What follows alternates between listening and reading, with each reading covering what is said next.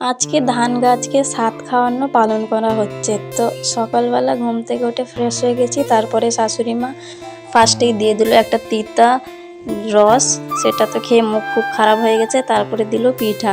পিঠা খেয়ে তালা মেরে চলে গেলাম কাকি শাশুড়ির ঘরে। কাকি শাশুড়িও ডেকেছিল।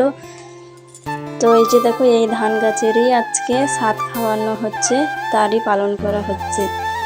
কাকির ঘরে এসে কাকিও পিঠা বানিয়ে রেখেছে, এই যে খেতে বললো। তারপরে এই যে কাকা কাকি জাল বসিয়ে রেখেছিল, মাছ পেয়েছে অনেকগুলো, অনেক রকমের। তো কিছুটা মাছ কাকাদের পুকুরেই ছেড়ে দেবে, আর কিছুটা মাছ খাবে, রান্না হবে দুপুরে। তারপরে এই যে দেখো, এখানে 7 রকমের শাক আমি বাচ্ছি, আর কাকি মাছ বাচ্চে। তারপরে 7 রকমের শাক ভাজা দিয়ে পান্তা ভাত খাবো। আমি ঘরের থেকে পান্তা ভাত নিয়ে গেছিলাম, আমার পান্তা ভাত ছিল ওর জন্য। তারপরে এই যে দুপুরে খাওয়া দাওয়া হয়ে গেছে।